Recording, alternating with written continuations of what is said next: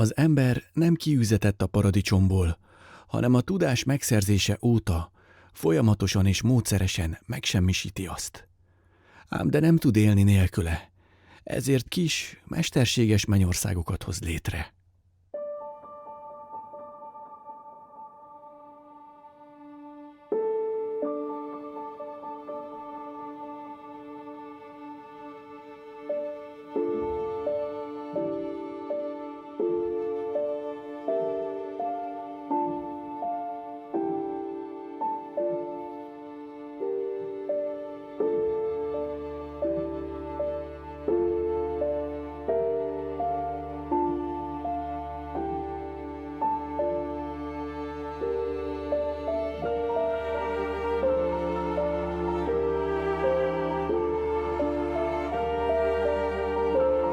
A Tisza-tó még fél évszázada sincs, hogy létezik, de az egyre csökkenő életterű víziállatok rögtön elfoglalták. A préda télen is nyüzsög, nem jelenthet problémát a vadászat még egy fiatal, tapasztalatlan rétisosnak sem.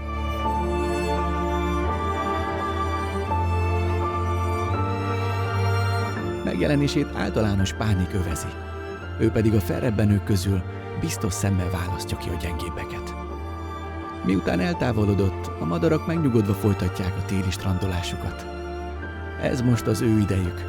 Ember nem teheti be a lábát ide.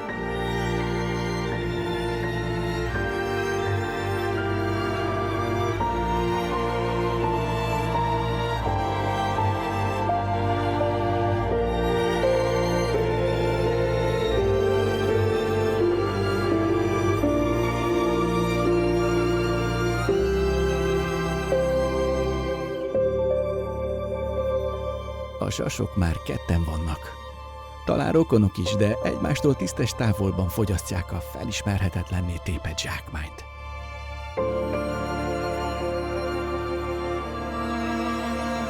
A fiatalé a nagyobb rész. Az öreg rokon megelégszik egy úszóhártyás lábbal is.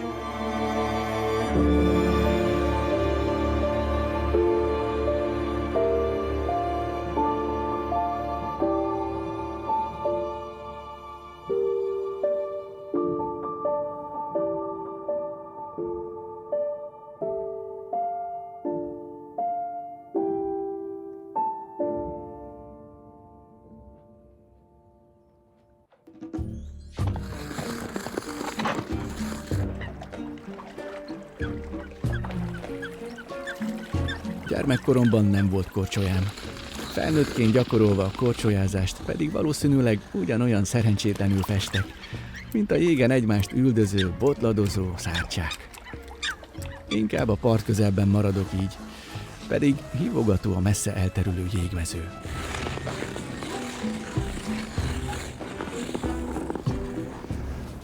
Azon ritka pillanatok egyike a mai nap, amikor az egész Abátszalóki medence be van fagyva. A Tisza-tavon ez a legnagyobb nyílt vízfelület, de még ilyen hideg napokon sem fagy be teljesen. A kiterjedt, fagyott víztükrön több jégmentes folt, úgynevezett lihogó látható, rengeteg vízimadárral. Maguk a madarak hozták létre ezeket a be nem fagyott medencéket. Állandó úszkálással, bukdácsolással mozgatják a vizet, így az nem tud befagyni körülöttük, ami biztonságot és állandó táplálkozási lehetőséget jelent. Semmilyen röpképtelen ragadozó nem tudja őket itt megközelíteni. A folyton a víz alá bukó szárcsák mellett a hideg égövből érkező északi vendégek is feltűnnek ilyenkor, mint az arisztokratikus külsejű kisbukó, vagy a világítóan sárga szemű pontyos réce. Az ő csapataik általában összetartanak, és külön lihogókat hoznak létre.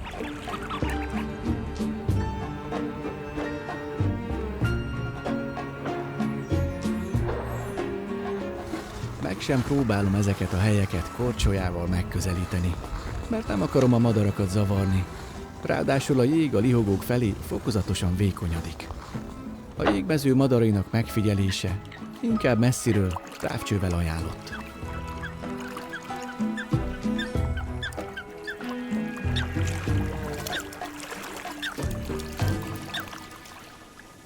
A jég felett messze ellátunk, a jég alá annál kevésbé.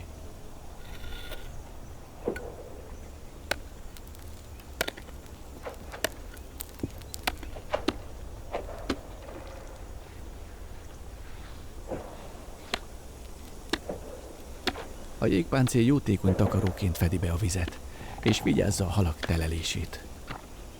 Sajnos változnak az idők, és egyre kevesebb a fagyos nap. Van olyan tél, amikor teljesen elmarad a jég. Most is csak pár hétig tart, de azért érdemes alánézni. Vajon mit csinálnak most a Tisza-tó állandó lakói, a halak?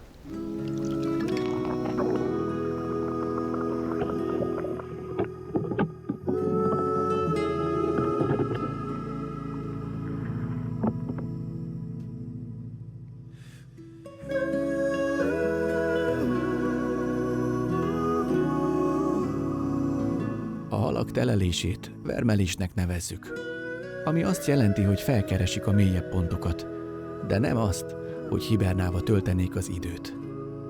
Kissé lelassulva ugyan, de úszkálnak, olykor táplálkoznak is.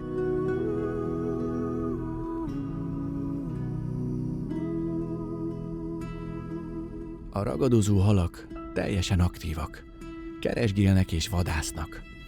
A jókora sügér elől közvetlenül a jég aljához húzódik a megrettent ivadékraj.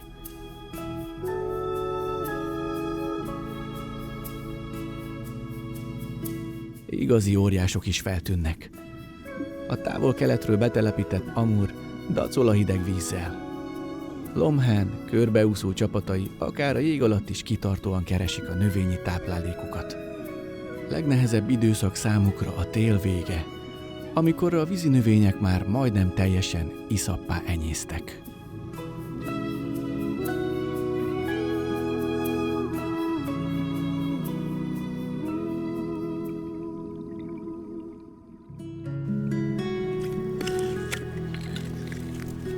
Nagyon fontos, hogy mindig megjelöljük a léket, nehogy más beleessen.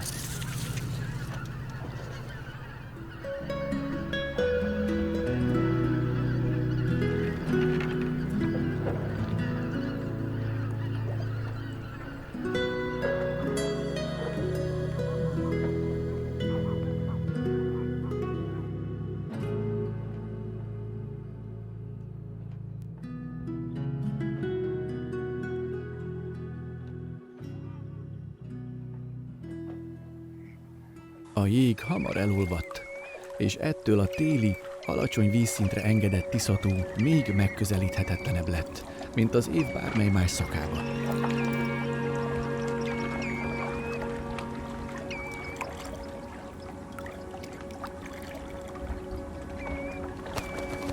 Nincs az a vízi jármű vagy mocsárjáró öltözék, ami lehetővé tenni a középső medencék belsejébe való emberi bejutást. Csak a partról vagy a hidakról szemlélhetjük a gázló madarakat, melyek most igazán elemükben vannak.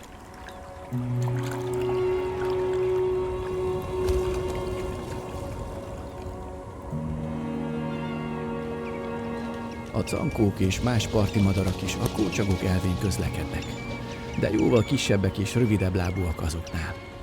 Nekik épp megfelel a 10-20 cm-es víz, ami pont a tömeges átvonulások idején kora tavasszal várja egy tőket. A különböző fajok nem egyszerre érkeznek. A cankók már egy hete itt vannak, és most érkezik az első nagygoda csapat. A nagygodáknak hosszabb a csőrük, mint a cankóknak, így kissé mélyebb víz fenekén is tudnak vele keresgélni. Táplálékuk bármilyen apró kagyló, csiga, vízirovar és féreg.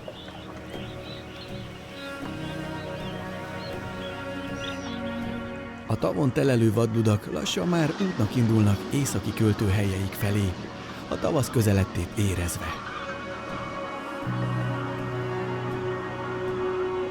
A Tisza-tó vízszintjét ősztől tavaszig árvízvédelmi okokból alacsonyan tartják, így egyes területek teljesen szárazra kerülnek. A Tiszavalki gémtelep fehérlő fái messziről feltűnnek. A madarak ürüléke színezte meg őket.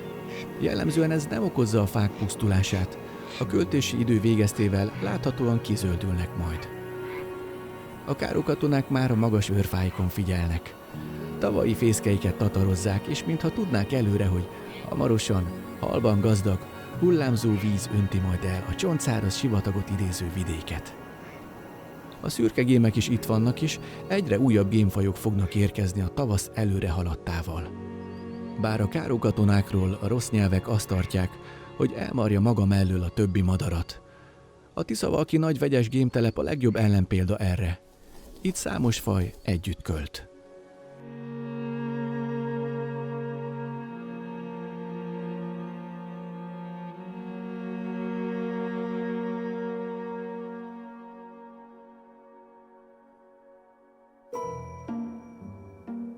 A szürke gémtojó látványosan lazsál, miközben a hím nagy koncentrációt igénylő feladatot teljesít. Valamit keres, amiből több ezer veszi körül, de mégis úgy nehéz megfelelőt találni.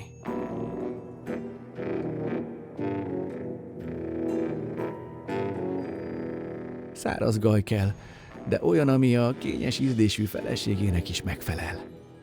No meg olyat, amit egyáltalán le lehet törni.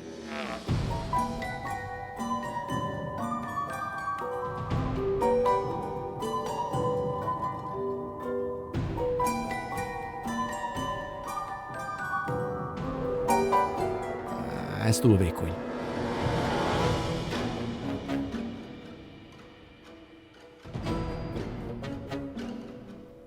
Ez meg túl nehéz, be is akadt.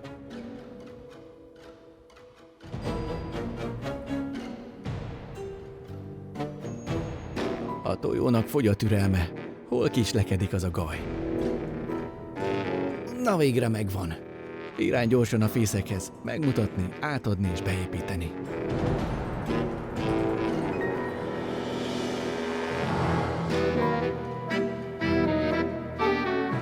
Tessék, parancsolj!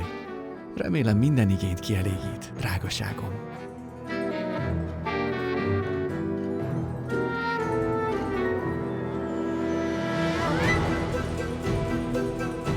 És ha már a hajlék takaros, akkor igazán nincs más hátra, mint teletömni utódokkal. A tojó a szép ágakért cserébe hagyja, hogy a hím a háta mögé lépjen, és egy átlagosan 30 másodpercig tartó aktus során megtermékenyítse.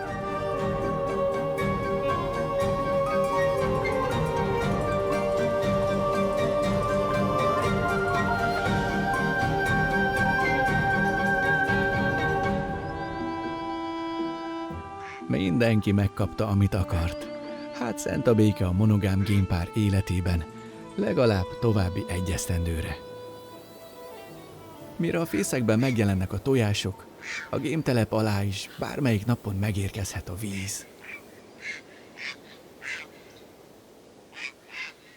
Március végén a vízügyi szakemberek megnyitják a zsilipeket, amelyek elválasztják a tározóteret a Tiszától.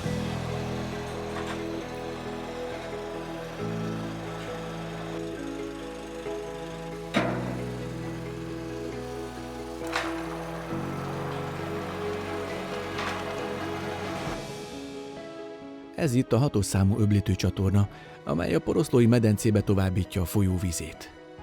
A zsilipkapukat elemenként kell kiemelni, ami nagyjából egy félórás művelet. Az összes kapu kinyitásától számítva mintegy 3 hét alatt telik fel a tározó a nyári vízállásra. Most következik a vízszintén lévő elem. Ha ezt is kiemelik, a víz megindul és elkezdi feltölteni a Tiszatavat.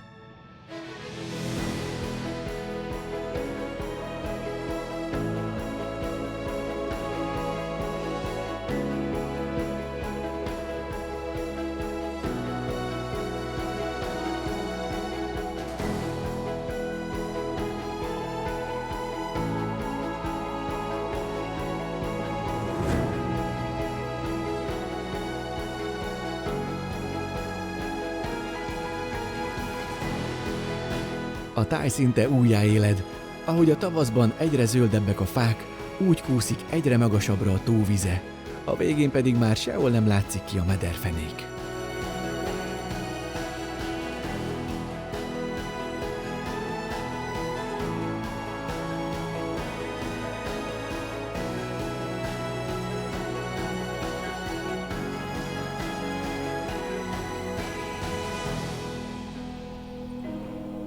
Április utolsó harmadára nyári vízszinten áll a tó.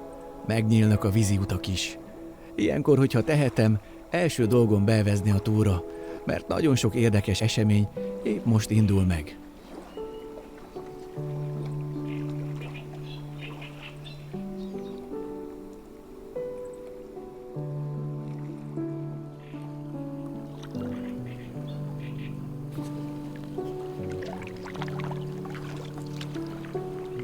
Apotán vagyunk, ez a Tisza-tó egyik legészakibb pontja.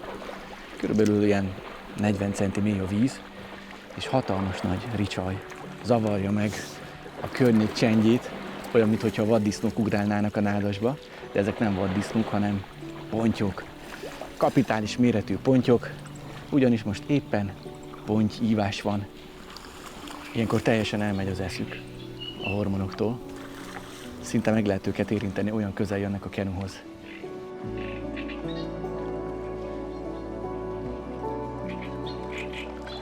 A frissen beeresztett, még szőkés és zavaros Tisza vizében szellemként sejlenek fel itt-ott az alkalmi pontykaravánok. Ők ezt a feltöltést folyóáradásnak érzékelik, és talán meg is lepődnek, hogy nem füves rétre vezeti őket a víz, hanem a nádassal borított partokhoz. Az ártéri fű lenne ugyanis az ideális szaporodó helyük, ennek híján kénytelenek azonban a nádasban ívni. Ide beszúrom a kenumnak az órát, hát ha látok valamit közelebbről.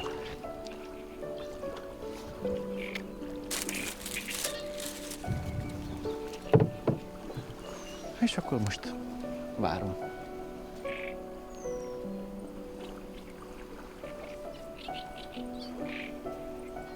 Aha, itt megy.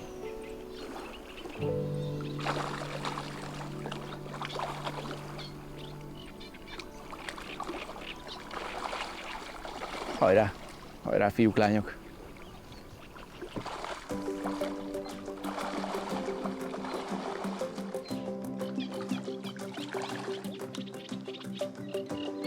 A felállás általában egy ikrás és több, olykor 10 tejes. Magyarul egy nőstény és akár 10 hím. Testüket egymáshoz dörzsölve mind kibocsátják az ivarterméket. Az ikra és a tej a vízben keveredik össze. A fröcskölés hangja messzire hallatszik ilyenkor, ám a feltűnő aktivitás nem tart soká. Elég egy kis lehűlés, felhősödés vagy minimális apadás, és a pontyok hajlamosak azonnal abbahagyni az ívást. Majd később többször újra kezdeni.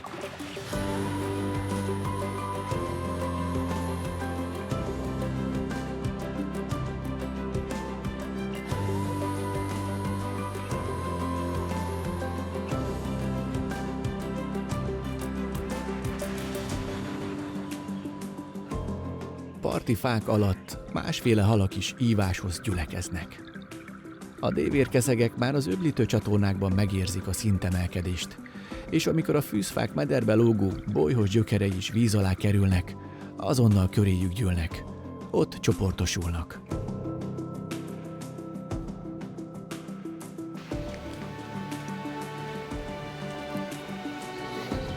Ha csendben figyelünk a parton, hamar megszokják a jelenlétünket. És láthatjuk, hogy a pontyokhoz hasonlóan csapkodó tömegben ívnak. Ikráik aztán feltapadnak a gyökerekre.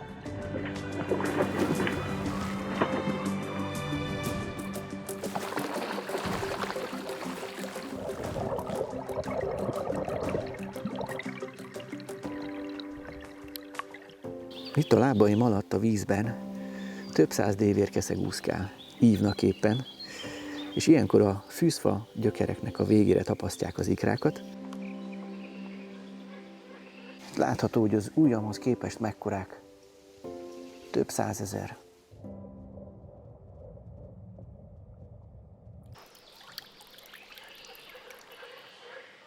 Ezek az ikrák azonban veszélyben vannak, és az ember az, aki árthat neki. Ugyanis, hogyha valaki gyorsan megy itt motorcsónakkal, akkor olyan hullámzást kelt, ami leveri az ikrákat a gyökerekről, esetleg a partra veti, vagy tovább sodródnak a vízbe, és azok már nem fognak tudni kikelni.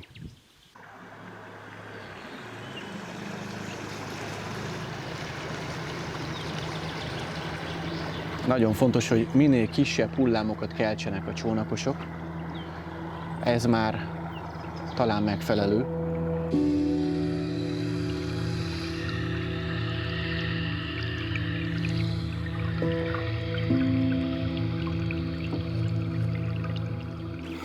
Hát még ez is nagy. Még ez is nagy hullám. Az óvatanú közlekedők mellett a sebesség lázában öncélú és felelőtlen módon tobzódók is rengeteg ikrát megsemmisítenek a vízi járműveikkel.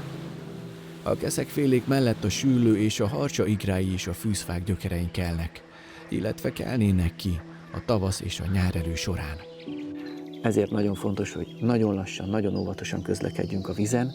Gondoljunk arra, hogy ha lassan megyünk, megóvjuk az ikrákat, ha gyorsan megyünk, elpusztítjuk őket.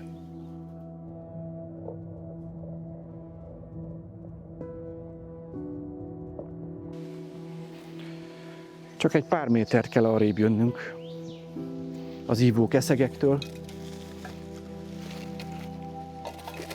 és megtaláljuk az ember nyomát.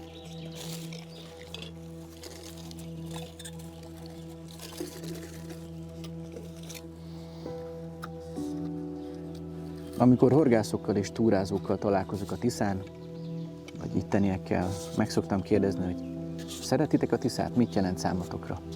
Mindenki elmondja, hogy imádja, az élete, a szerelme a Tisza, a szeme fénye. Na most azok az emberek, akik itt hagyják a szemetet, azok mit adnak a Tiszának? Mert a Tisza ad nekik halat, kikapcsolja őket, megnyugtatja a lelküket, de ők cserébe ezt hagyják itt. Szemetet a Tisza partján, és még el is égetik. A teli palackokat ki tudják hozni, aminek van súlya, de az, ami üres, azt nem tudják hazavinni. Az emberek felelősségérzete a természet és a Tisza iránt egyesekben nulla.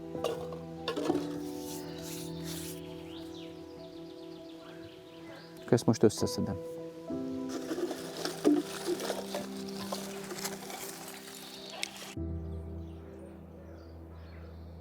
A Tisza-tó aszfaltozott gátkoronáján többen közlekednek többféle irányba. Ez a megtermett nőstény mocsári teknős a tojásrakó helyére igyekszik. De úgy gondolja, hogy a kerékpárosoknak itt elsőbbségük van.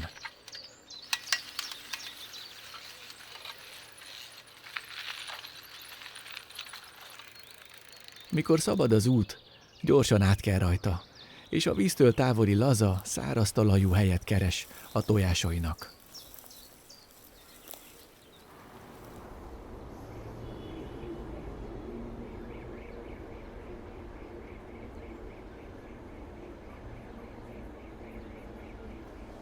A 2 millió lakosú Budapesttől a Tisza-tó keletre légvonalban bő 100 kilométerre fekszik.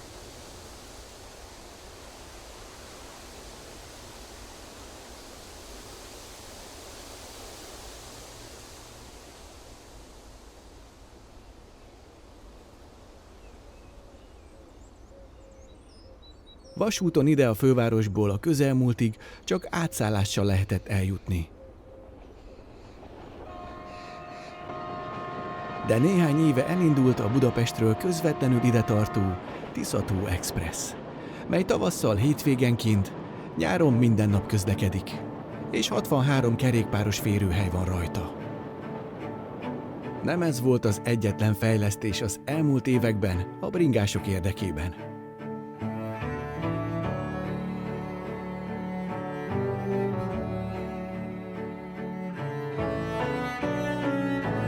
A gátkorona után végül a 33-as főút mellett is kiépítették a kerékpárutat. Új hídelemekkel megoldották, hogy biciklivel ne kelljen felmenni az autók közé.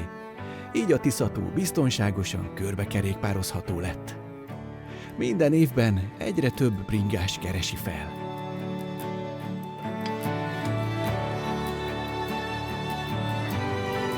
Május elején szeretek a legjobban a friss, harsogó, zöld színekben pompázó gáton végig tekerni. Ilyenkor még igen gyér a forgalom, kilométereken át senki nem jön szembe.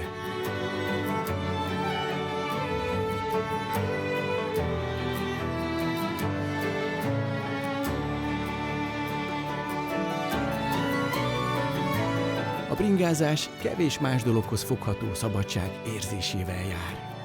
Ahogy a melegedő, még friss, illatos tavaszi levegőben suhanok, és a menetszél az arcomba csap, hát ha nem látnám az utat, azt hinném, hogy repülök. Ám azért ezzel az érzéssel csak óvatosan. Ne feledkezzünk meg róla, hogy mások is járnak a gáton. Olyan apró lények is, akiket nem könnyű észrevenni.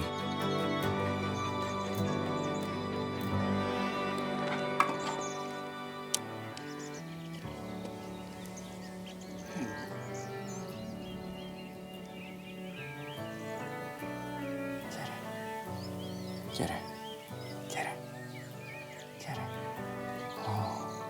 Majdnem elütöttelek. Te pici vagy.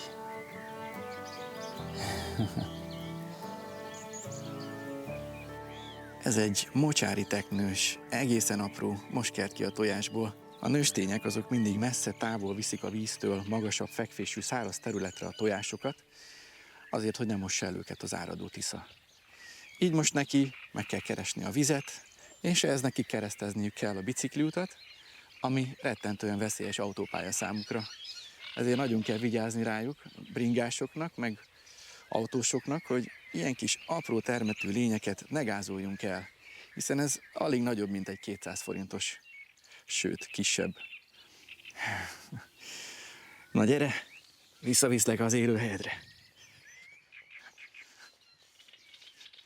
Hazamegyünk.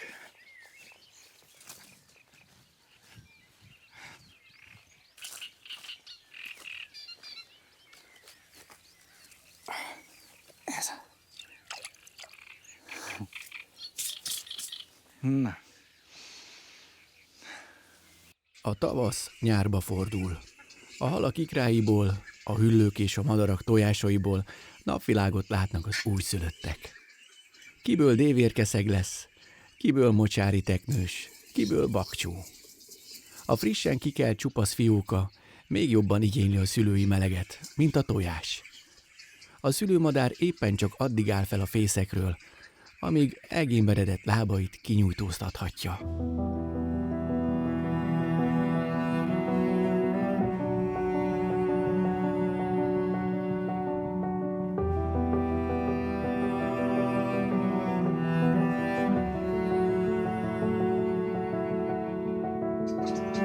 A bakcsófiókák úgy nőnek, mint a gomba. Nádasok és fűzfabokrok rejtekén tucatnyi helyen, sok száz fészekben költhet ez a piros szemű, bohókás madár, melyet a Tiszatavon nyáron csónakázva talán a leggyakrabban láthatunk.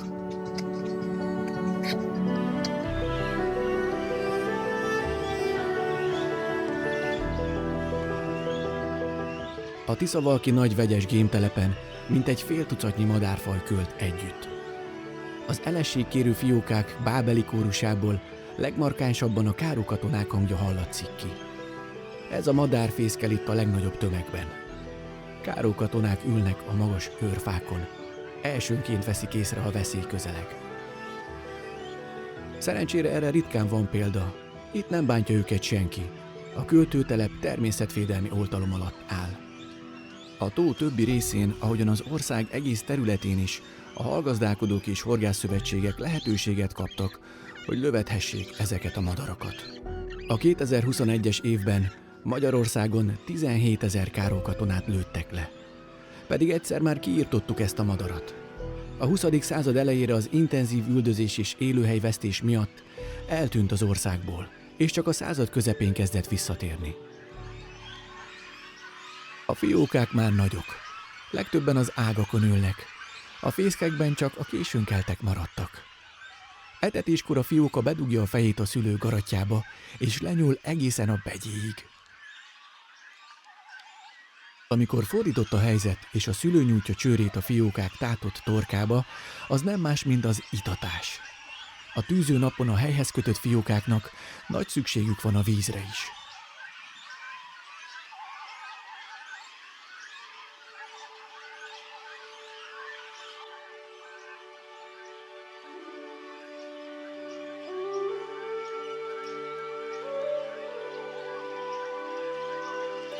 Már a szürkegén fiókák is az ágon ülve nézik, ahogyan néhány késve költő szülő még a fészekben eteti csemetéit.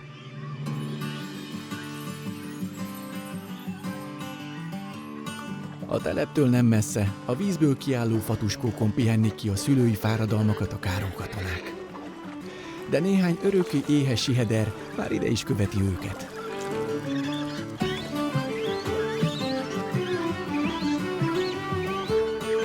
A kéregető most hiába igyekszik anyja torkához férni.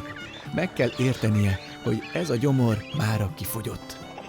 Ideje megpróbálni önállóan halat fogni. A Tiszavalki medence évtizedekig a természet és madárvédelem szentélye volt. Tiltották a motorcsónakok behajtását és az emberi zavarás minden formáját. Azonban 2003-ban feloldották ezeket a tiltásokat. Azóta itt is fontosabbak a horgászat és a turisztika érdekei. A vizen emberek százai jönnek-mennek egész nap.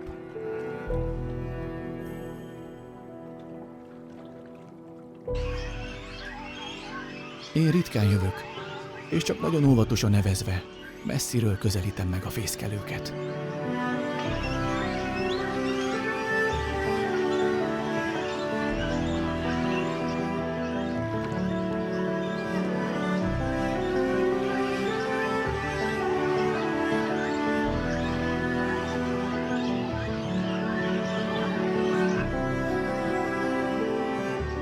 A telep sűrű nádastól ölelt, vízben álló dzsungel. Embernek nem vezet be út, és közel menni amúgy is tilos. Kívülről a vízről csodálom hát őket, ahogyan lassan elnyugszanak a búcsúzó napfényében, az éjszakát várva. Ma sem sok helyen élhetjük át azt a borzongató, ősi hangulatot, amit egy kárókatonatelep áraszt. Mintha a történelem előtti korok repülő őshüllőinek a tanyáján volnánk. Amikor az emberi faj még sehol nem volt, a mindent felemésztő és mindennél fontosabb gazdasági érdekeivel. Fiókája és kicsinye van itt most mindenkinek, a fákon épp úgy, mint a vizen. A Tiszatavon a nyára kifejlődött súlyomszőnyeget a terület hallgazdálkodója szakaszosan írtja. Ez okozza a mindenfelé látható csíkos, kockás mintát a tó látképében. A súlyommező és annak széle élettől nyüzsgő hely. A legtöbb táplálék a víz fenekén van, de a bütykös hattyúnak nem kell túlzottan megerőltetni a magát érte. Egyszerűen csak kinyújtja a nyakát, és bármi az övé lehet, amit megkíván. A búbos vöcsök megirigyelhetné ezt a hosszú nyakat, ha nem lenne neki is egy jól bevált módszere a vízfenék elérésére. Ez pedig a búvárkodás. Egész teste ennek szolgálatában fejlődött ki. Alakja csónakszerű, lábai szokatlanul hátul nőttek. Ujjain különálló úszóhártya feszül. Mintha a lábak helyett egy hajócsavar dolgozna a végén, úgy bukik és manőverezik a víz alatt. Ám nem ugyanazt keresi, mint a hattyú. A búbosvöcsök leginkább a halat szereti, de nagyon. Igazi kis búvár, több mint egy percig tud a víz alatt maradni. A vöcskök abban is különlegesek, hogy szárazföldön alig tudnak járni, és felszállni is csak a vízről képesek. Ez a fióka már akkora, mint az anyja. Láthatóan jól össze vannak szokva. Újabb nagyra nőtt fiókák tűnnek fel, de ezek idegenek. A felnőtt vöcsköt meglátva azonnal kéregetésbe kezdenek, az pedig határozottan az értésükre adja, hogy inkább menjenek vissza a saját szüleikhez. A szemtelen huligánok nem értenek az első szóból.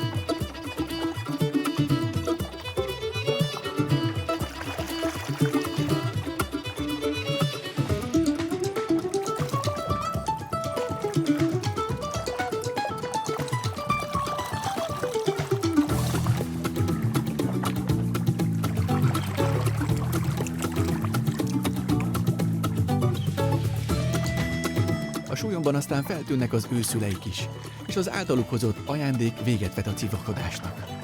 A fiókák egyébként már tudnak maguknak is halat fogni, de nehéz elhagyni a család melegét, és a szülőktől kapott hal mindig édesebb.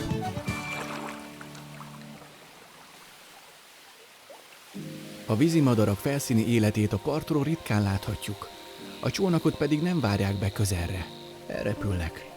Hogy mégis megfigyelhessük őket, azt a Tisza-tó több pontján is vízikilátók, tanösvények, pallósétányok teszik lehetővé. A nád és a gyékény immár teljesen kizöldült, A tavasz elmúlt. Az üstökös gém nevét hosszan hátralógó tollfejdíszéről kapta, melyet úgy borzol a szél, mint egy rockstar hajkoronáját. Nem tavasszal, hanem nyáron neveli a fiókáit, mikor a halak ivadékai már kellő számban jelen vannak. Ő a legkésőbb költő, egyben legegzotikusabb külsejű gémfélénk.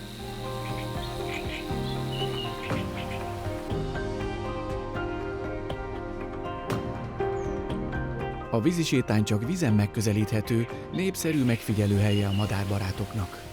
A pallók végén több leskunyhó is áll, az eléjük terített nátfonat szőnyegekre sok madár kikilátogat a sűrű gyékényesből.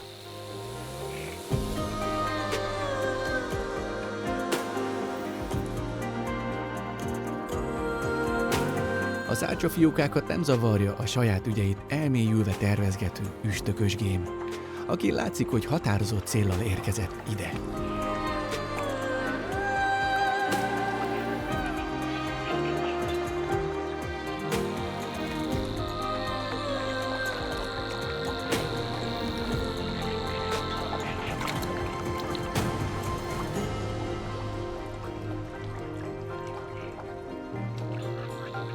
Egy öregebb nádas rejtekén párja és fiókái várják a fészekben.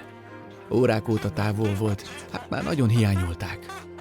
A tojónak csörtmuzdulatokkal adja értésére, hogy elég halat fogott. Leválthatja a fiókák felügyeletében, és most már menjen ő halászni. A fiókák elég nagyok, nem kell őket kérlelni, hogy egyenek. Azonnal kikövetelik, hogy apjuk visszaöklendezze a nekik a begyében hozott finom falatokat.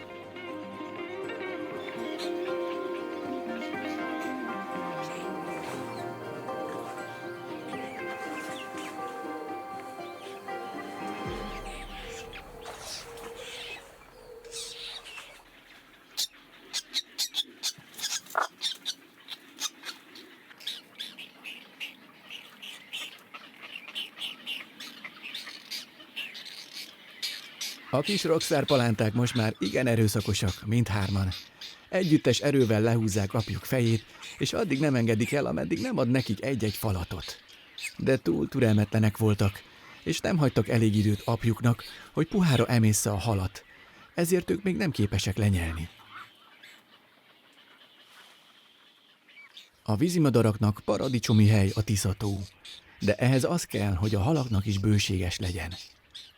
Vajon honnan jön hát ide ennyi hal? A Tisza-tó mesterséges létesítmény. Motorja és létrehozója, szabályozója és fenntartója a Kiskörei vízlépcső.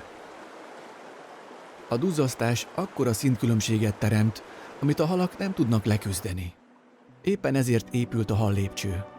A csaknem 1400 méter hosszú ökológiai folyosó 2014 ősze óta biztosít a halaknak átjárási lehetőséget a duzzasztó okozta szintkülönbségen. Az utóbbi időben azonban idegen úton állók özönlötték el. Az 1960-as években a távol-keletről betelepített busák inváziója egyre gyorsul. Immár tömegesen szaporodnak természetes vizeinkben, így a Tiszában is. Őshonos halainkat puszta tömegükkel is kiszorítják, de mértéktelen planktonfogyasztásukkal ki is éheztetik.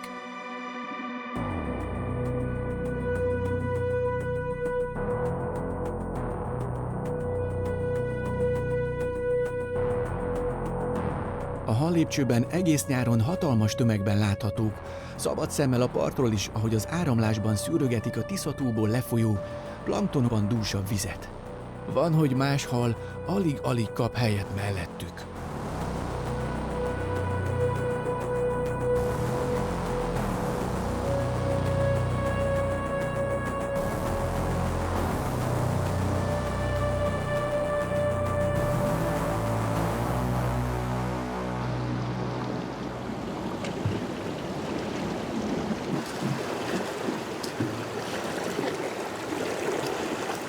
Na az igen. A busák túlszaporodtak egész Magyarország területén, és itt a Tisza-tavon is. Rengeteg van belőlük. Hatalmas, erős halak.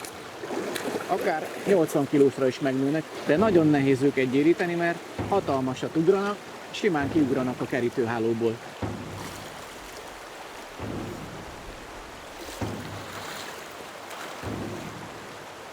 Ugrándozásuk kínai kungfu bemutatókat idéz.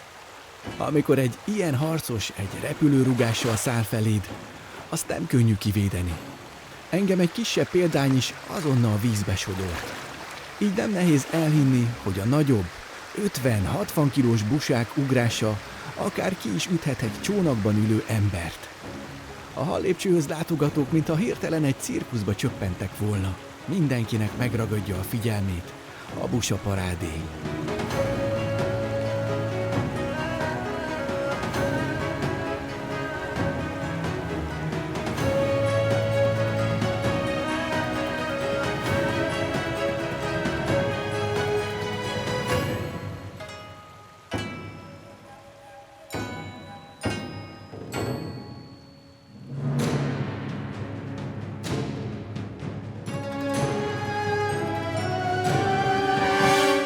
Testi erejük és fájdalomtűrő képességük bámulatos. Ugrás során szerzett sérüléseik gyorsan gyógyulnak.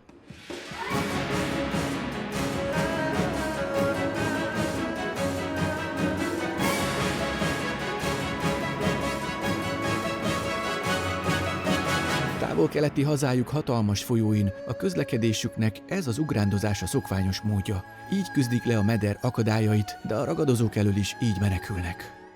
A busa csak egy a Kárpát-medencei halfaunát sújtó számos idegen, inváziós faj közül. Mindegyikük itt létért az ember felelős, hiszen ezek a halak soha nem tudtak volna ide úszni maguktól. És most már mindegyikük kiírthatatlan. A tudomány megegyezik abban, hogy a más kontinensekről származó idegen fajok behurcolása az emberi faj globális ökológiai hatásai közül a legvisszafordíthatatlanabb.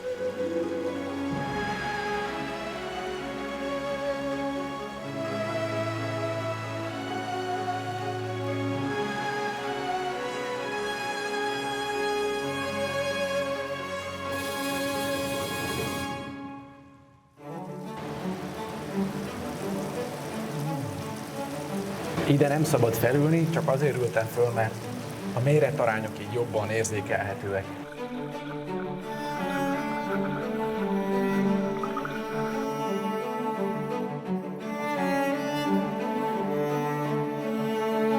A hallépcsőhöz egy megfigyelő helyiséget is kialakítottak, ahol egy ablakon át élőben és egy állandóan működő webkamerán keresztül az interneten is nézhetők a fel- és leúszó halak. A hosszúkás testű lapos keszeg élesen elüt a kerekded alkatú karikakeszektől. Néhány bagolykeszeg is feltűnik köztük. Őt nagy szeméről és kissé alulnyíló szájáról ismerhetjük fel. A hatalmas ponty!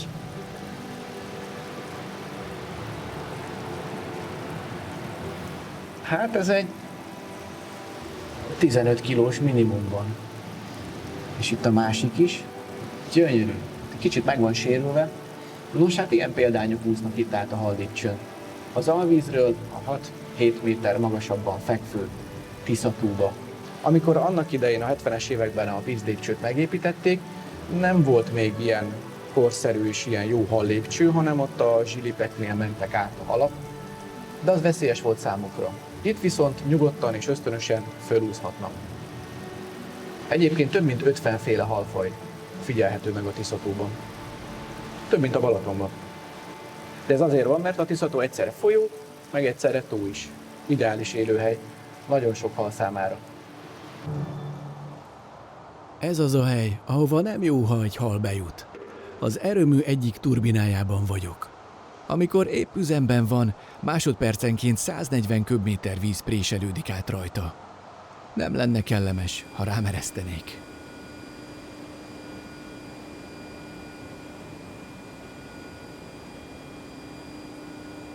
A Tisza-tavat elsősorban az öntözés és az árvízvédelem biztosítása miatt hozták létre.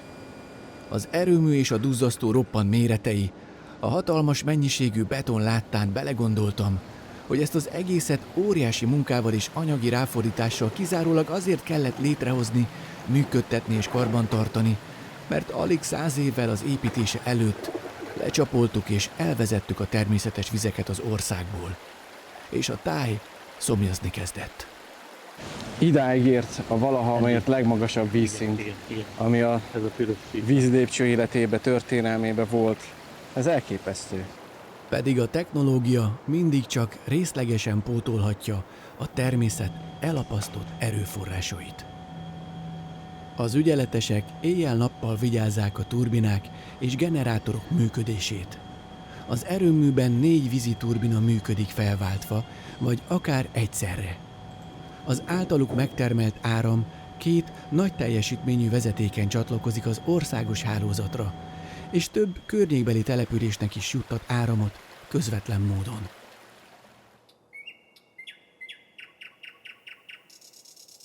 Amikor a legnagyobb énekművész, a nagy fülemüle dalolni kezd a tiszaparti erdőben, a többi madár néma csendben áhítattal hallgatja.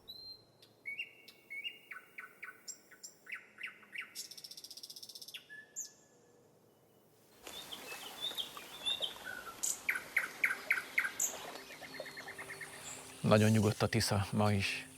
Azért jöttem, hogy megnézzem, hogy mikor lesz a Tisza virágzás. Ami nem egy virág, nem egy növény, hanem egy kérészfaj.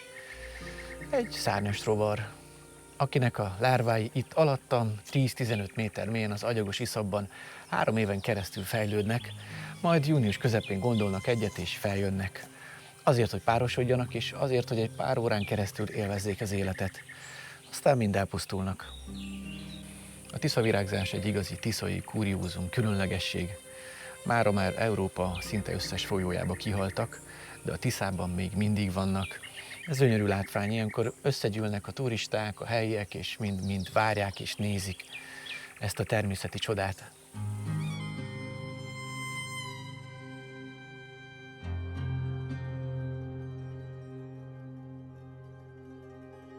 Először a hímkérészek jönnek fel a víz alól. Az első egy partifára telepedve azonnal levedlette a bőrét. Majd megkezdi a röpködést a víz felett, ide-oda, a nőstényeket várva. A korán érkező, egyedül repülő kérészeknek azonban ritkán jut alkalma szaporodni. Amíg a tiszavirágok létszáma nem duzzad biztonságos tömeggé, addig a ragadozók figyelme a magányosokra összpontosul.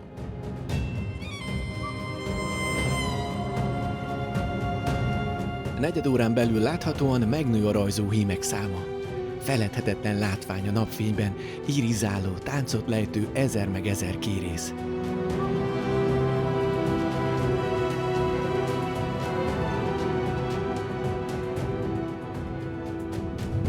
Ilyenkor az ember nem csak néző, hanem maga is a színpad, vagy akár öltöző lehet. A tánchoz csatlakozó kérészek gyakran a ruhánkra vagy a hajunkra telepednek vedleni. A Tiszatóra jellemző, hogy nem csak a folyóban, hanem a keskeny, öblítő csatornákban is erős rajzások alakulnak, sőt az utóbbi években erősebbek, mint az itteni élő Tiszán. A ma öblítő csatornaként funkcionáló Kis-Tisza közvetlenül a 33-as főút mellett folyik, így az összesereglett nézők testközelből láthatják a tiszavirágzást. A második felvonás elején a levegő helyett a vízre érdemes figyelni.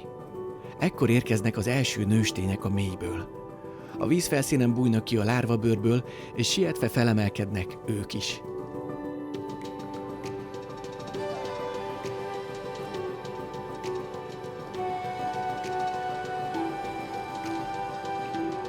A hímek annyira türelmetlenek, hogy sokszor még azt sem várják meg, hogy a nőstények megszabaduljanak a lárvabőrtől.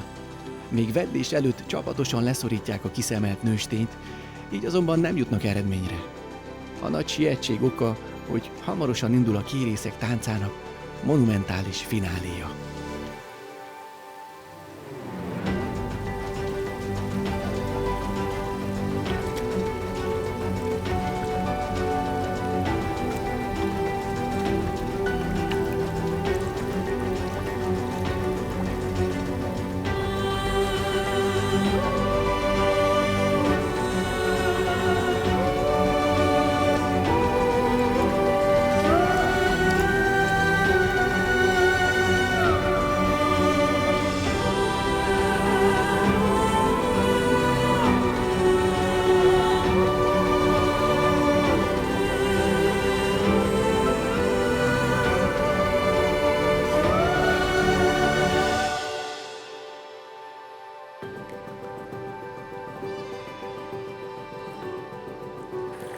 Kérész életű szokták mondani, hát azért, mert ez nagyon rövid ideig tart. Mindössze 3 óra volt körülbelül, de megérte eljönni, gyönyörűek voltak.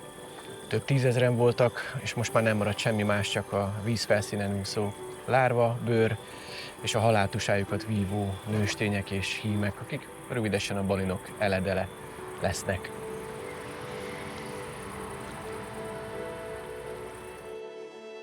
Az estét egyetlen táncos sem éri meg.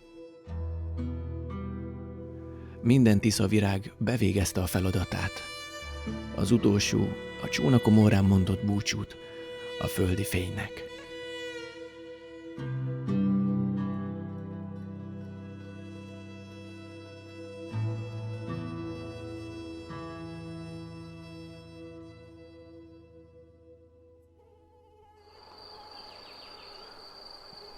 Persze nem a tiszavirág az egyetlen rovar, amely nagy rajzásokra képes. A Tiszató körül ilyenkor az árvaszúnyogok és csípős rokonaik is bőven felhőznek, sok bosszúságot okozva a vízhez látogatóknak. Magyarországon sajnos még mindig a kémiai szúnyogírtás az első számú védekezési eszköz. A kipermetezett idegméreg pedig nem válogat, csak minden ezredik áldozata csípőszúnyog. Pedig létezik már sokkal hatékonyabb, célzott biológiai szúnyoggyérítés, és az állatvilág roverevő tagjai közül is igen sokan vágynak egy kiadós szúnyogcsemegére. A kémiai írtószer őket is megmérgezheti. A fecskék a legismertebb szúnyogvadászok, azonban számuk évről évre fogyatkozik. A parti fecske a környéken több telepen is költ. Tudományos mérések alapján egyetlen fecske több mint 1 kiló repülő rovart fogyaszt el egy nyár alatt.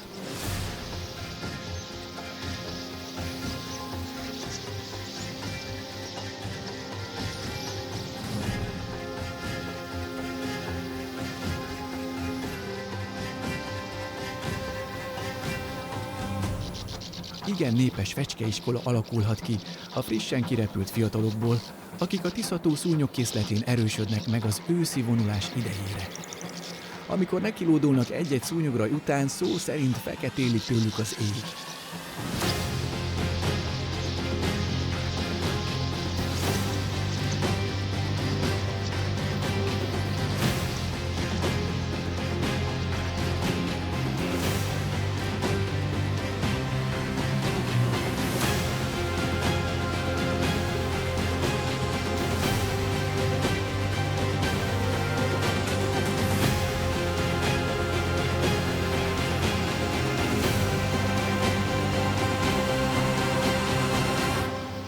Ők a Tiszató igazi szúnyoggyérítői, megszámlálhatatlan csípéstől kímélik meg a tavonjárókat.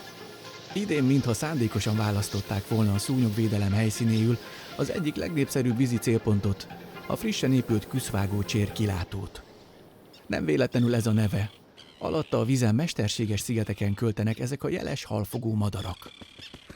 Ez a már majdnem felnőtt röpképes fiúka úgy érzi, hogy jogot formálhat egy kis eleség kunyerálásra a szomszéd fészekből, ahol még jóval fiatalabb fiókák laknak. A kilátóból jól látható ez a nem mindennapi jelenet is. Az éles csípések azonban hamar az idegen fióka értésére adják, hogy itt nem szokás bejelentés nélkül szomszédolni. A barna rétihéja sem kér engedélyt a látogatásra. Fiókáit könnyen jól lakathatná egy pelyhes és kövér csércsibével. A csérszülő nem hagyja magát. Nekilendül és megcsillogtatja a tudományát a légi hadviselésben.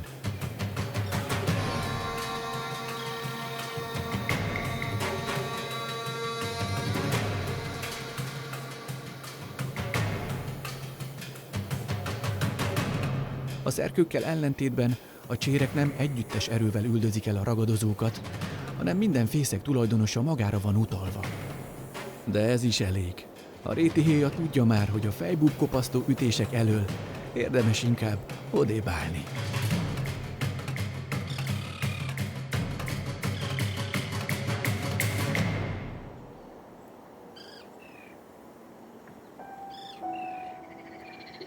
A Tiszatavon összesen 3 hasonló, csak vízi úton megközelíthető kilátó búvik meg, melyekről könnyen megfigyelhető a vízi és nádi madársereglet élete. Akár egy egész balzsamos, holdfényes nyári estére is maradhatunk, és bizonyos, hogy sok élménnyel fogunk gazdagodni. Ha tényleg az élővilágra vagyunk kíváncsiak, fontos, hogy lehetőleg nem motorcsónakkal, hanem evezve érkezzünk. Így kevésbé zavarjuk az állatokat, és jobb eséllyel vehetjük őket szemügyre.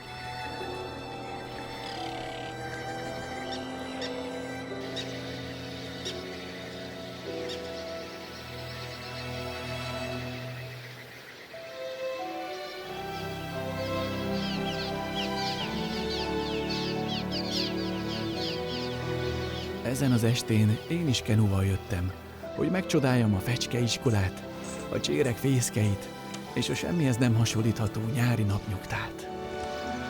Ez szép.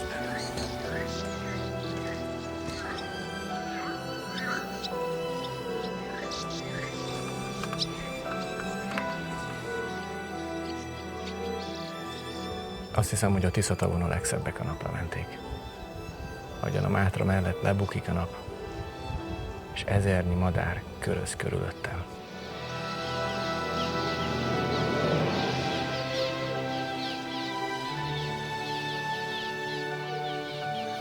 Mindenhol madár. Rengeteg madár.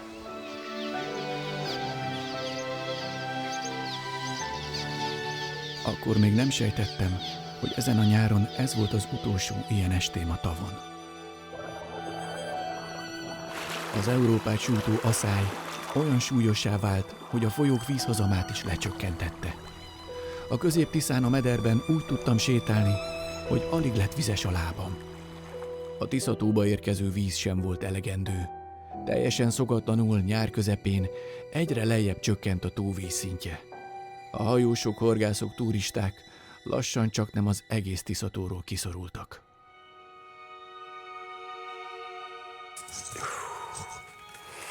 Rettentően meleg van, pedig már mindjárt 6 óra van, és én Tiszavalkon vagyok, a Tiszavalki medencében újra, és sajnos közel 80 centivel alacsonyabb a víz, mint a normál nyári vízállás.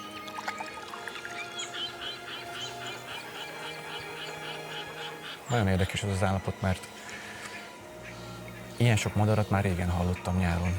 Ilyenkor általában a motorcsónakok hangját, a turisták nevetését hallani, de most semmi, csak a madarak.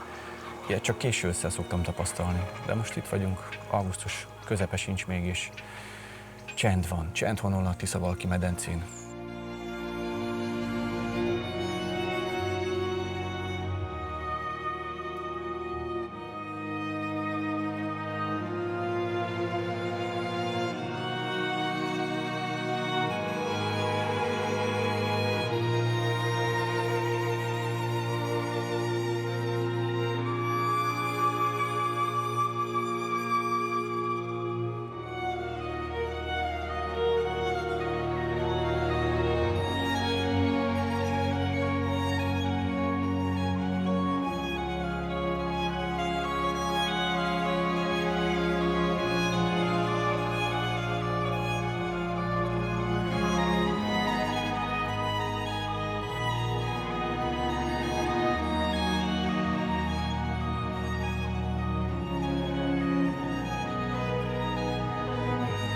Ilyen még nem volt, mióta az eszemet tudom, hogy nyáron ilyen alacsony lenne a Tiszató vízszintje.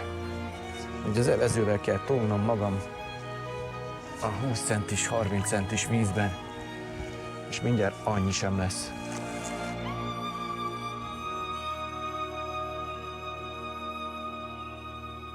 Arra van Apota, én meg itt a Liliomosnál, ahol a pontyokat néztem. Tavasszal az ívásokat figyeltem. Itt vagyok most a tó közepén, és megnézzük, hogy milyen mély a víz. Ekkora a víz.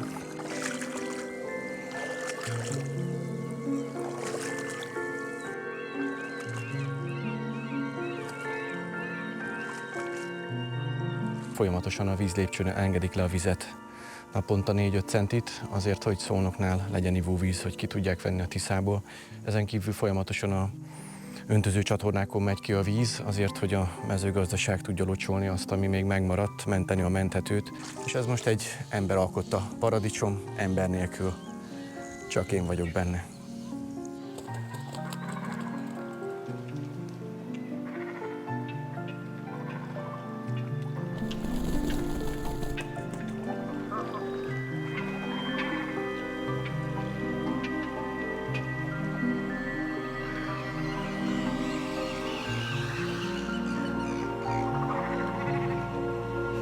Ott vannak, mindenhol körülöttem, meg sem mozdulnak, gondolják, hogy mit csinál ez a bolond itt egyedül a bokáig érő vízben.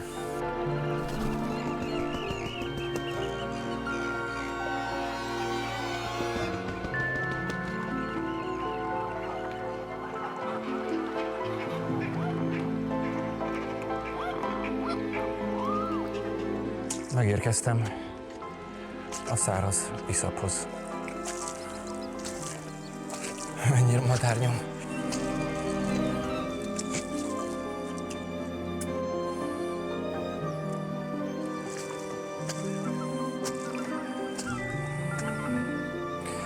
Ahogy elnézem, itt körülbelül ekkora víznek kellene lennie, mellig érőnek. Vagy hát derékig biztos. És most itt sétálok. Sétálok a kiszáradt Tiszatóban. Nem gondoltam volna, hogy ezt valaha megérem. Nem jó érzés.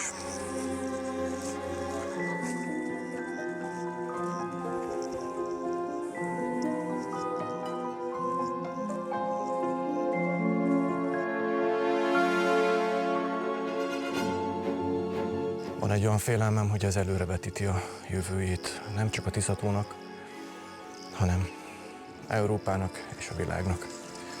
Ez fog történni. Most jelzést adott nekünk a természet. Remélem, van még esélyünk, hogy ezt visszafordítsuk, de esőt nem tudunk csinálni. Sok mindent tud az ember csinálni, de esőt nem.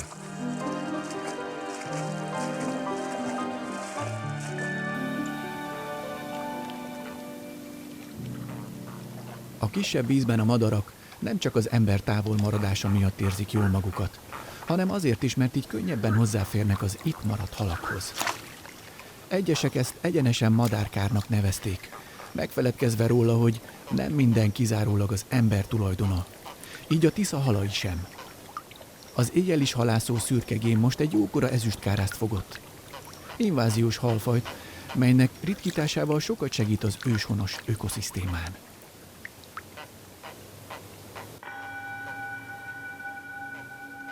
Furcsa nap virrad a Tiszatóra.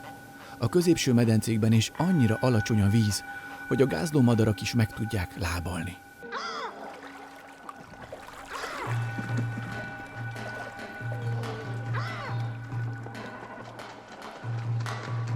A nagyobb halak persze leúztak az apadó vízzel, és most itt sok apróbb hal, ezüstkárász és rengeteg törpeharcsa maradt. Remek alkalom ez a madaraknak a túlszaporodott idegen halfajok gyérítésére. A bakcsó pupillája a kevés fényben óriásira tágul. Meglátja vele a sötét vízben a sötét színű halakat, így ezt a hatalmas törpeharcsát is.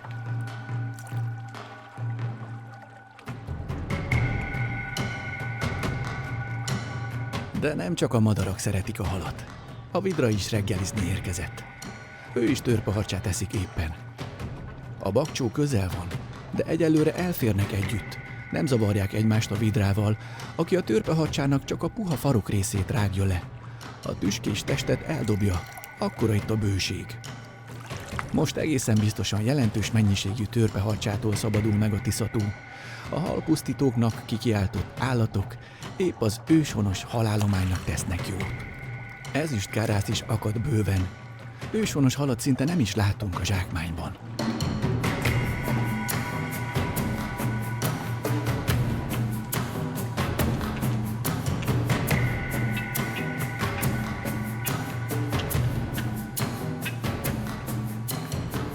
Hát így jött el augusztus vége, a nyár utolsó napja. A Tiszatavon nincs ember. A víz jóval a nyári szint alatt áll, és egyre csak csökken. A folyó és a tó között egy megmaradt, öreg erdőben indulok nyárbúcsúztató sétámra. A szárazság alig látszik meg az ártéren, mert a közelben van egy vízfolt. Egy titkos hely. Egy mély, sötét és tiszta vízű ártéri belső tó, ami már a Tisza tó létrehozása előtt is itt volt. Ez a Göbe. Békák, madarak és halak paradicsoma. Egy magasabb szigeten maradt fenn. A Tisza tó árasztása vagy apasztása csupán közvetve érinti.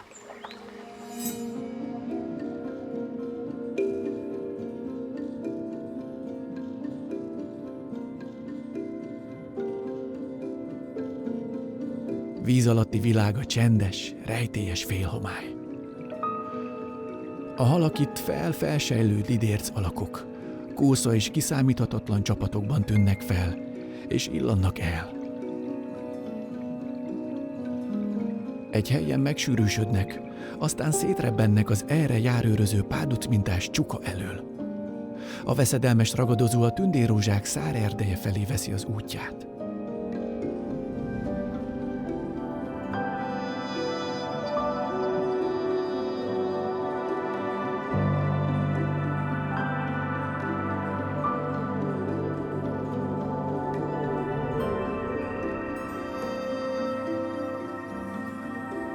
Közeli rokona a kipusztulás szélén álló benszülött lápipóc, a Tisza tó területén egyedül itt élhet, bár előfordulása eddig a Göbén sem nyert megerősítést.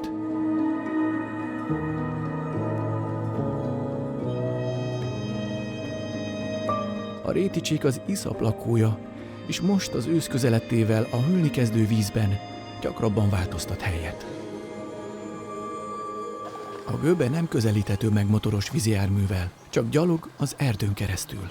Partján autentikus tiszai ladigok sorakoznak azok számára, akik a vízről is szeretnék átélni a hely semmihez sem hasonlítható békéjét. Ma nincs látogató, minden csónak a helyén ring. Délután van, de talán én vagyok az első, aki ma kifut a vízre. Vár az erdőtől ölelt, fekete vízű belső tó.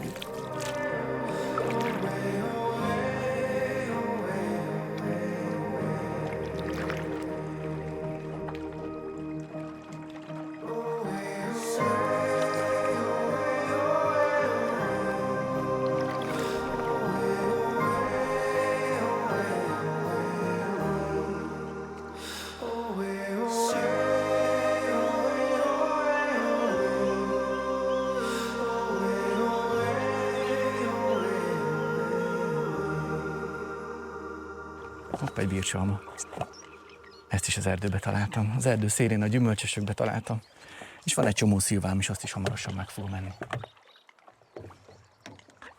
És hát azért hoztam a békatalpakat, hogy ússzak egyet ebbe a csodálatos, fekete vízű kis tóban, aminek ilyenkor nagyon hűsítő víze van.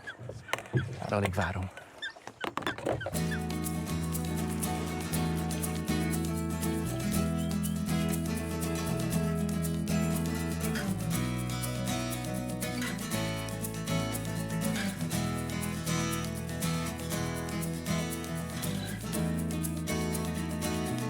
A Tisza tó körüli, egyre népszerűbb strandokon emberek ezrei frissülnek föl nap mint nap a nyári szezonban. Nekik több a társaságuk, de az én társam itt a természet. Ők egymásnak kiabálnak, nekem a csend suttog a fülembe. Odakint már kutyastrand is van, ahol a családtaggá előlépett négylábúak szórakozhatnak. Itt a négylábúakat most egy jól lakott kövérhód képviseli.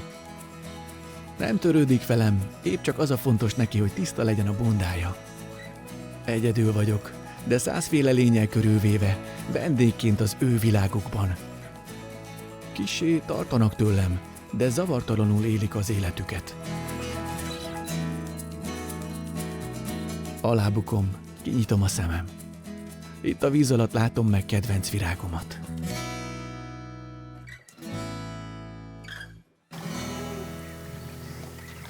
A vízmélység körülbelül 3-4 méter, és ilyen gyönyörű szép virágok, tündérrózsák tündökölnek itt. Gyönyörű szép egészséges példányok, és hamarosan záródnak. Ahogy közeledik a naplemente, egyre jobban kezdik összezárni a szirmaikat, és aztán éjszakára becsukódnak. folyamatosan hozzák a virágokat, és megjelennek, hoppá, pont itt van egy. Ez egy kifejlődő bimbó, ezeken a hatalmas leveleken pedig a madarak kényelmesen tudnak sétálni. Ha ráteszem a karomat, meg is tartja, és erőt kell kifejtenem ahhoz, hogy lenyomjam. És ezeknek a leveleknek nagyon hosszú szárai vannak, amik egészen a fenékig hatolnak, és ott kapaszkodnak bele erősen a fekete iszapba. A tündérek az égben laknak, de a rózsájuk a víz felszínén. Most talán a virágon át kiolvassák a lelkemből a legnagyobb kívánságomat, és teljesítik is. Esőfelhők gyülekeznek az aszály sújtotta ország felett. A Tisza-tó ege elsötétül, beborul. Elsötétül, beborul. Milyen bajó szavak ezek, pedig áldást jelentenek. Esőt, vizet, az omjúság végét, eszmélést a tikkadságból, magát, az életet.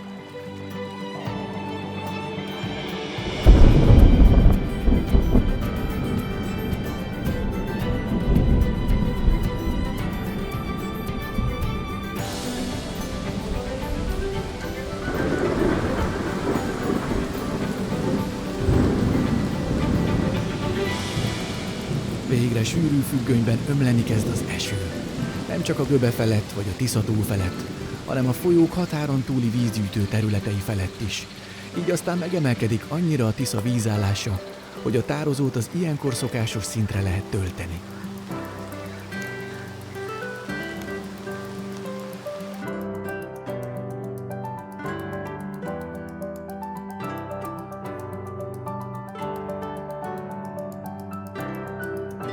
Az idei nyáron szárazra került mederrészek felett ősz közepére újra fél 1 méteres vízoszlop hullámzik.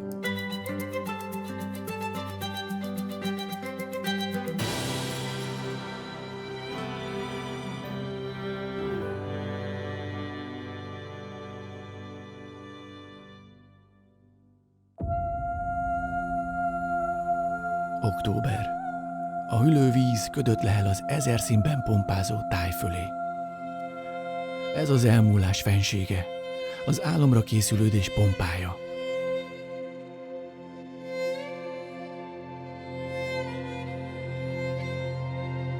Az egykori éles folyókanyar, az óalászi holták patkó alakú karéja a Tisza-tóba ékelődik. Akár 8 méter mély vízére csak egyetlen, keskeny kis csatorna szolgál bejutással. A holtág ívével közbezárt, tágas belső tóra út nem vezet be, ember nem járta legalább fél évszázada. Valahol itt bújik meg egy rétisos fészek, és a kirepült fiatal sas még saját otthonának tekinti a tavat.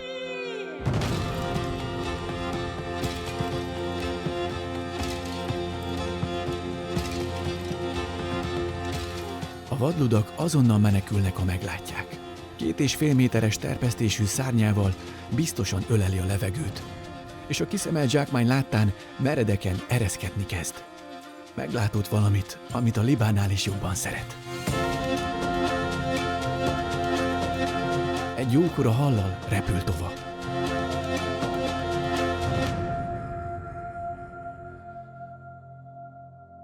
Az óhalász melletti szigeten kötök ki. Minden évben legalább egyszer eljövök ide.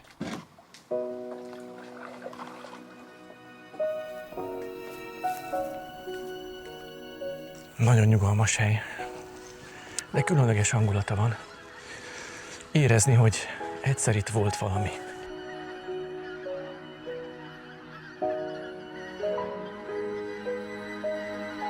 Ez a Tisza-tó legnagyobb szigete, és egy kis keskeny ösvény vezet be a falunak a helyére. Annak a falunak, amit Tiszahalásznak neveztek, de 1876. március 24-én teljesen elpusztult.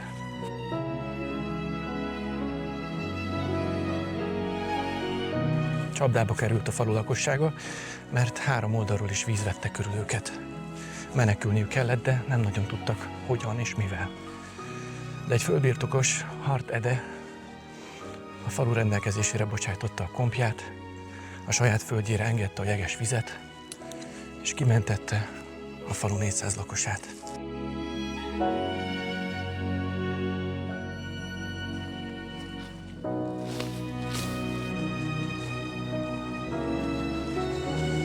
Mindössze ennyi maradt a faluból. Ez a falu helye, és a temető melletti 1848-as emlékmű vaskereszttel.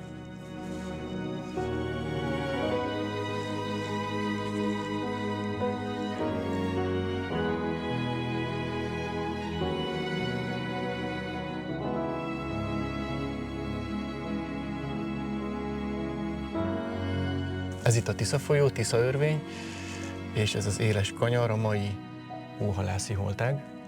És itt volt mellette Tisza halász. És nagyon jól látható, hogy 3 oldalról körbevette a víz.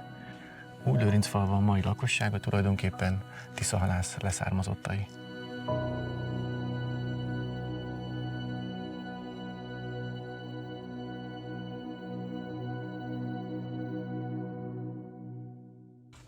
Megváltozott a táj arca. Október 31-e van, és ahol nyáron nyüzsögnek a vízitúrázók és a turisták, a túravezetőkkel, itt most csend honol. Az örvényi Marotváról a Kígyó csatornába evezek. Árgus szemek követik minden mozdulatom. A nádas rejtekéből egy bölömbika figyel.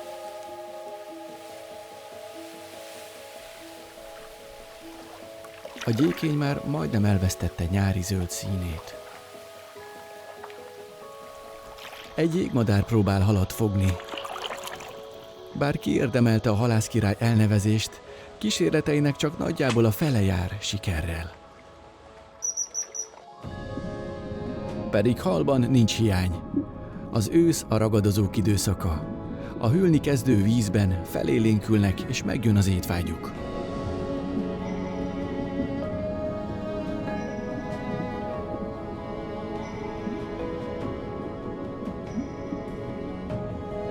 Mindközül a legvérmesebb a csuka. Óvatosan, lebegve foglal lespozíciót, és vár, bármire, ami mozdul. Prédája lehet hal, de akár vízimadár vagy vízbe tévedt rágcsáló is. Energikus rohamai gyakran íves búrjánt vetnek a víz felszínén is. De hogy épp mit fog, az rejtély marad. Az előle menekülő halak láttán a jégmadár is nekilendül.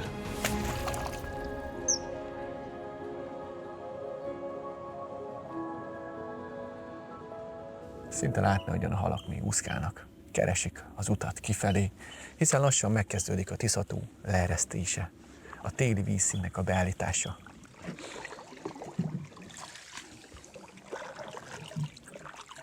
Úgy látom, egy kisebb akadályhoz értünk.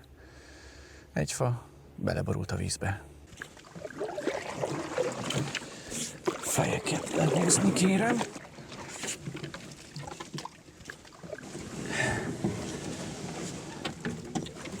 Na, ilyen a Tisza-tó. Ilyen.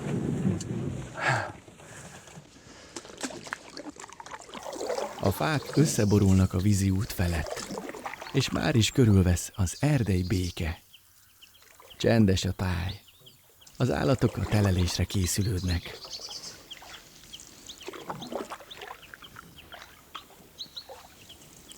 Ez a süni még rovarokat keres az avar szőnyeg alatt, és nem messze tőle egy ritkán látható, rejtett életű madár, a guvat is az erdőben ugrál. De valami nem stimmel vele. Jobban megnézve látom, hogy az egyik lába béna. Talán egy macska fogta meg, vagy egy róka. A kis Tiszához közeledve jellegzetes, mekegő hang üti meg a fülem. Károkatonák. Még a nyári vízhiány következménye lehet, hogy átcsoportosultak a sekély Tiszavalki medencétől a mélyebb Poroszlóihoz. Itt alakítottak ki pihenőhelyet, és hihetetlen tömegben gyűltek össze. Talán a Tisza-tó összes károkatonája itt van most a fejem felett.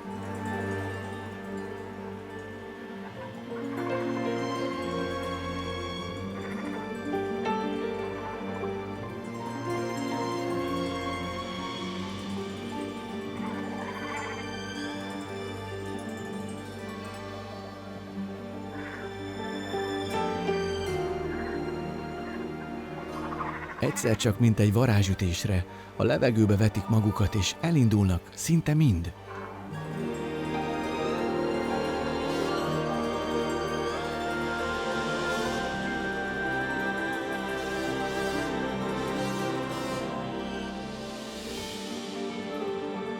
Néhány kör erejéig a fejem felett kavarognak, aztán a Porosztói medence belseje felé veszik az irányt. Aki látta már, hogy milyen nehezen kapnak szányra a vízről ezek a nagy testű, súlyos madarak, nem is sejtené, hogy micsoda könnyed mutatványokra képesek a levegőben. Üres gyomorral és száraz szárnyal persze.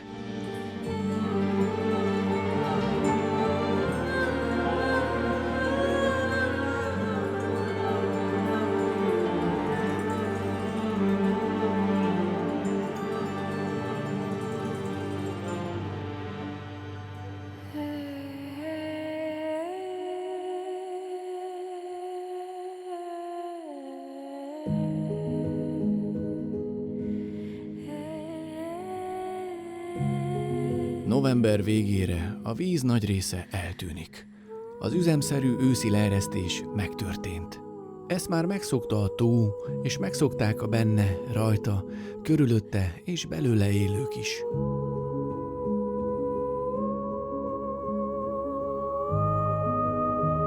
Vadlibák tömege érkezik északról erre a tájra. Ősidőkben gyökerező emlékeikben még a folyószabályozások előtti vadvízország él. Talán csodálkoznak az egyenesre szabályozott folyókon és a kiszáradt Alföldön, de mégis találnak itt egy helyet, egy széles tómedret, ahol megpihenhetnek útjukon. Ezt a paradicsomot az ember alkotta, annak a helyén, amit 200 éve lerombolt. A ludakkal a hátán ködbe burkolódzik, és álomba merül a nagy tározó. Felölti télies, hallgatag, magába zárkózott arcát. Nem jár rajta senki. Az emberek most kiűzettek innen, a maguk alkotta paradicsomból tavaszig. Jó éjszakát, Tiszató!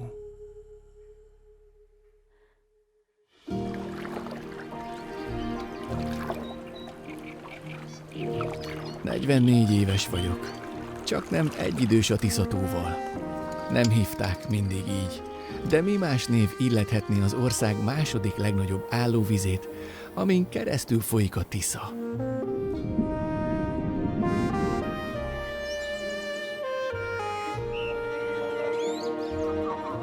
Nem tudom megunni ezt a helyet. Minden évben, minden évszakban meglep valamivel, pedig évtizedek óta járom útjait, zugait, hullámzó medencéit és titkos csatornáit. Látom a változásokat, amiken keresztül megy. Érzem, hogy egyre fontosabb helyet foglal el az emberek szívében. És ezért büszke vagyok rá, de legalább annyira féltem is. Aggódom érte. Vajon vigyázunk-e majd rá? Milyen lesz 10 vagy 20 év múlva? Lelakott, kizsigerelt pocsolya. Vagy életteli, pompás és megóvott oázis. Egy igazi kis paradicsom, amit mindenki óv és szeret. Ez csak rajtunk múlik, embereken. Csak rajtunk.